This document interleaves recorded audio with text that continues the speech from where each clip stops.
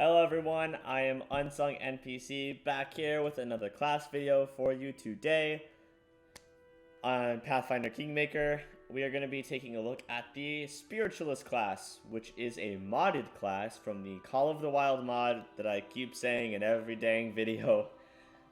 It's on the Nexus, it's great, go check it out, the link's in the description. The Spiritualist is a really fun class in my opinion because they're kind of like these sneaky debilitator mages that also have a phantom companion that also debilitates and does damage and everything. And I'm a big fan of debilitating. I like buffing and debuffing. Those are my two favorite things in this game, in any RPG really. I love being support constantly. I just think it's more fun. So this will be cool to look at. So first, you get a phantom. Okay, so we're going to be taking a look at the phantoms after we go through all of the archetypes here and seeing what those phantoms' powers are, what bonus spells you get, all of that good stuff. You get the Etheric Tether. I say Taylor every time. Etheric Tether, okay? If your phantom takes enough damage to be sent back to the ethereal plane, or it dies, as a reaction, you can sacrifice your own HP so that the Spiritualist gets their death gets prevented, which is pretty cool. Spiritual Inference, you get a +2 to your AC and a +2 to your saving throws. That's when your phantom is fully manifested and is within reach of you. So if you guys are adjacent, unless they gain 10 feet reach or for some reason, then you don't have to be adjacent. But yeah, Phantom Recall, if their phantom is out somewhere, you can use a swift action to call them to your side. All right, it functions like Dimension Door, and then the phantom will appear adjacent to you. You can use it once per day, and then once per day every 4 levels thereafter. You get it. Okay. Greater Spiritual Inference allows allies to gain +2 AC and +2 saving throw, and the Spiritualist bonus increases to +4. And this is when everyone is in range of the phantom, basically. You also have Spiritual Bond, so your life force becomes linked. And so as long as the phantom has 1 or more hit points, when the Spiritualist takes damage that would reduce them to 0, then or fewer than 0, sorry, then the phantom can take the damage instead, so that the Spiritualist won't die. It can only take it if it won't go to its negative constitution score, because if it does, then the phantom also dies, and then you just both died. So it hopefully you don't get hit with too much damage so the phantom can take it, and the phantom levels up like an animal companion, like the summoner's eidolon, all that good stuff.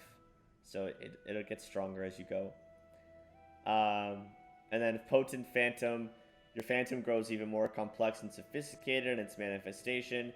It gains a second emotional focus. So that's the thing, there's not different phantoms, it's just that the phantoms have different emotional focuses. This allows them to take a second one. And then it doesn't change your proficient saving throws with the phantom, but you do get the skills and powers that the focus comes with. Alright? Shared consciousness. So when your phantom isn't manifested and it's inside your brain, you get skill focus and 2 skills determined by the emotional focus. It also grants a +4 to saving throws against mind effects. And at 12th level, that increases to +8. Bonded Manifestation. So, as a swift action, Spiritualists can pull on the consciousness to partially manifest aspects of both in her own body. So, here's what it does down here. Okay, so you gain a +4 shield bonus to armor class. And it also applies to incorporeal touch attacks. No armor check penalty. At 8th level, the Spiritualist also sprouts a pair of tendrils from your body. As a swift action, you can use these tendrils to attack creatures within melee reach. At 13th level, your AC goes to +6. And at 18th level, you can use a full round action to have your tendrils attack everyone within reach. And for each attack, you roll twice and take the highest result. So you become like this spooky spirit monster thing, which is kind of cool. Shared consciousness means that even while the phantom is manifested, you still get the skill focuses and all that, which is awesome. I dig that. And then dual bond allows you to use your bond manifestation a number of rounds per day equal to 3 plus your twice your spiritual level. Originally, it's 3 plus your level. This lets it be 3 plus twice your level, which means eventually you'll be able to do it 43 times. 43 rounds, sorry. 43 rounds. But that's a lot, honestly. Like, I feel like most in-game days, I don't go through 43 rounds of combat, honestly, unless I'm in a dungeon. So, that's actually pretty dope. Okay? The Hag Haunted. Okay, so the Hag Haunted works a little bit differently. For instance, there's only certain emotional focuses you can take for the Hag Haunted. Okay, so there's some that you aren't allowed to have. And we'll go over that. But you lose the inference, the spiritual inference and greater inference. You lose that. This gets shifted down, and I think they happen. No, they're still at the same level. Okay. You get Death Curse, which means you gain Bestow Curse as an extra spell known. And you gain Major Curse as an additional spell known. So that's pretty much what it does. So the penalty is you lose inferences, but you gain the ability to cast curses, and then you can only select from 3 emotional focuses rather than the full spectrum of them. Other than that, it's pretty much the same. But the Hag Haunted. The Miyoji, you also don't get the inferences, the plus to AC, all that. It seems like you don't get the shared consciousness either. But you get divine teachings. So each of these level ups here, you get to cast divine spells from your phantom that you normally couldn't. So at 4th level and every 3 levels thereafter, on Miyoji can choose a single spell from the cleric spell list. And add it to the list of spells known. So basically you give up the inferences and the shared consciousness, and you gain 6 new divine spells. And then you also get divine spell casting. So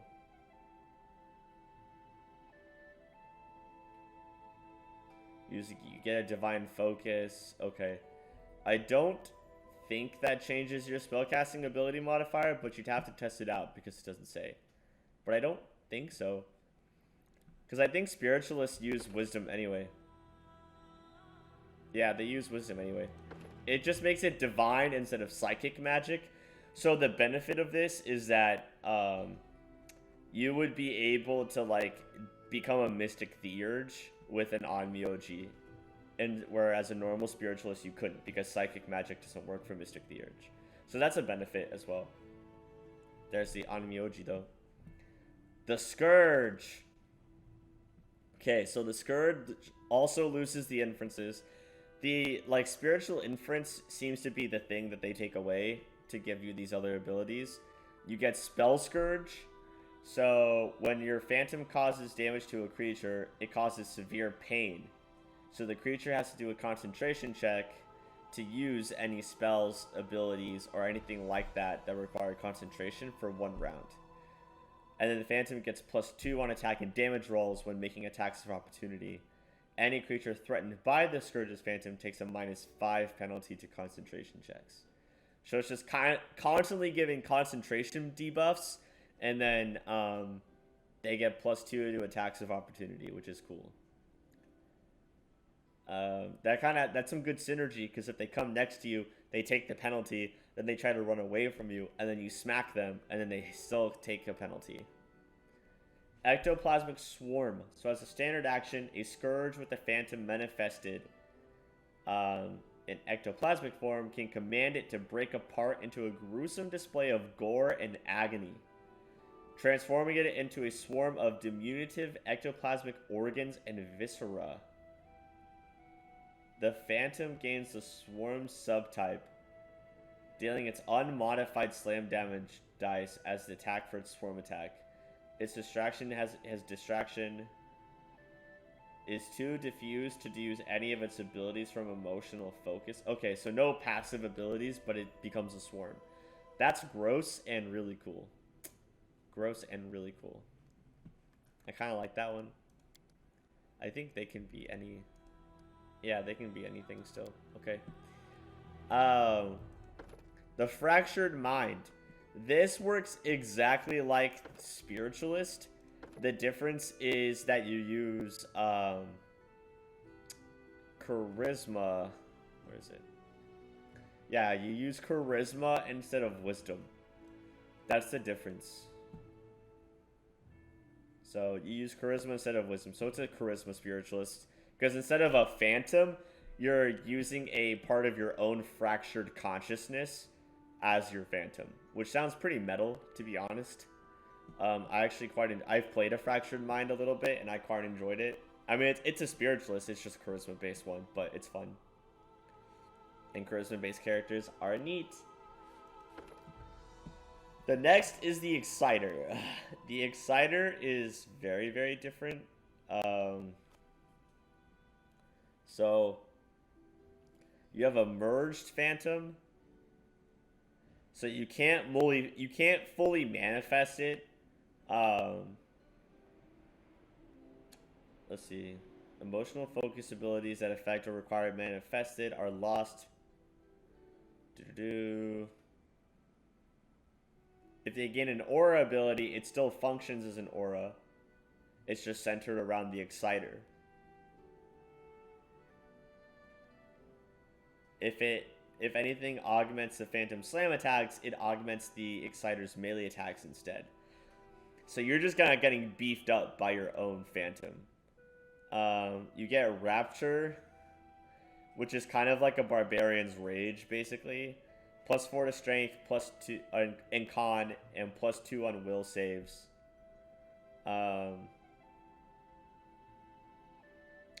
But you can instead choose +4 to Strength and Con.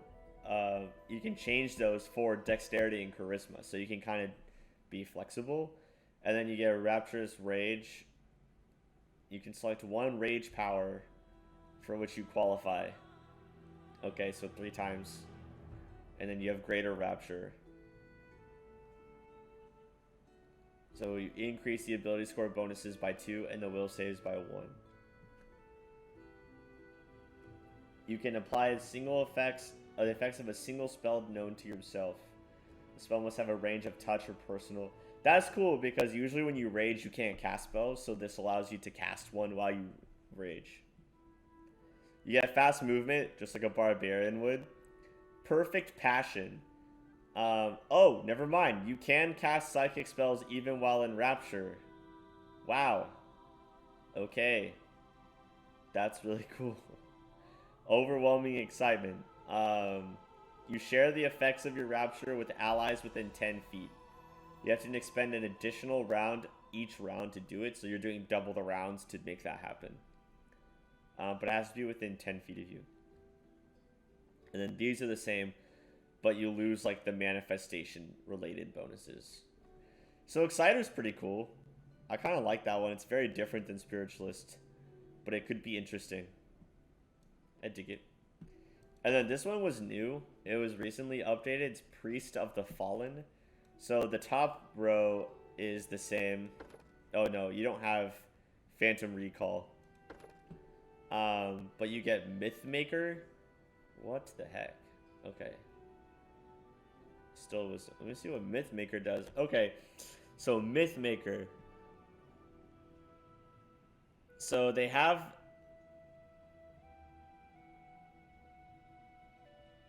Okay, you can channel a hero god phantom with it. It has whole round action. A priest of fallen can channel only one hero god phantom per 24 hours. Okay, so you can select different ones, but they all use the faith emotional focus. So there's the Archmage, the Champion, the Guardian, the Hierophant, and the Marshal, and the Trickster. So I'm going to scroll through these. So there's these ones. Okay. And then there's a Trickster down here. So if you want to pause and read what those are about, go for it. That seems pretty cool, though. You get channel positive energy, which is awesome. Phantom Call. So once per day, you can summon a fully manifested back from the ethereal plane. Okay, so if they died, you can just revive them once per day. And then Masterful Faith. So you choose a cleric domain and receive its full benefits. And you add the domain spells to your spells node. Okay, this is actually cool. I don't usually play religious characters, but I gotta imagine that this is pretty freaking dope to play. We're gonna go ahead and take a look at what the Faith one does while we're on here. Oh no, Faith isn't on here. Wait a second. Okay, maybe I was wrong about that. I thought it was like Faith emotional focus, but not really. Okay, well, we're gonna go through. If you like being able to just select your deity like this, or select your favorite class bonus like this, there are other mods for that linked on the mod creators page for Call of the Wild, so check those out. You won't regret it. Alright. Cool. Alright, so we have Anger. Okay. There's a lot of these powers, so I'm gonna kind of just like hover over them, and you guys can check out what they do and see if it suits your fancy.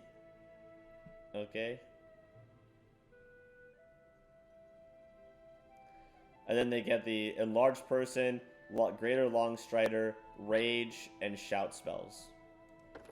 And we have Despair.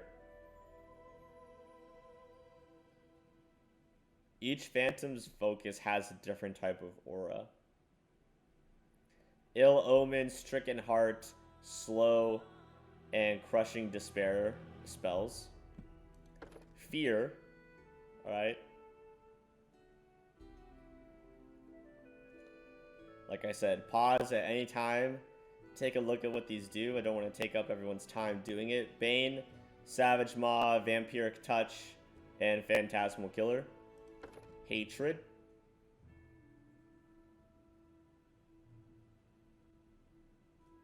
Sneak Attack's pretty dope.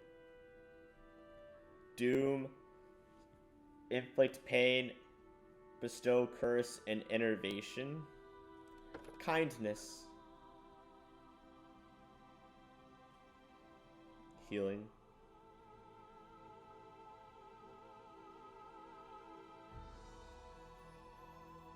Bless, Aid, Heroism, Good Hope. Those are actually great spells if you're a buffer. And this is the Zeal.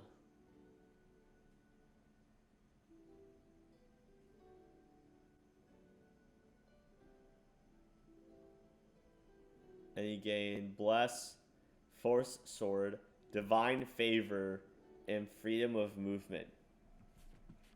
Okay. Those are those. Yeah. This is the Spiritualist. I definitely recommend checking it out. Whether you're a new or veteran player, thank you for watching. Feel free to subscribe if you want to check out more videos, and stay tuned for the Let's Play content that will eventually come out for this game, and eventually Wrath of the Righteous as well. The Spiritualist is pretty cool. This mod is pretty cool. Call of the Wild on the Nexus. Go download it. All the links for the mods that I use are in my description for this video and all of my other ones for class videos. So go check those out. But yeah, I'm UnsungNPC. Thanks for watching, and I will catch you guys in the next one.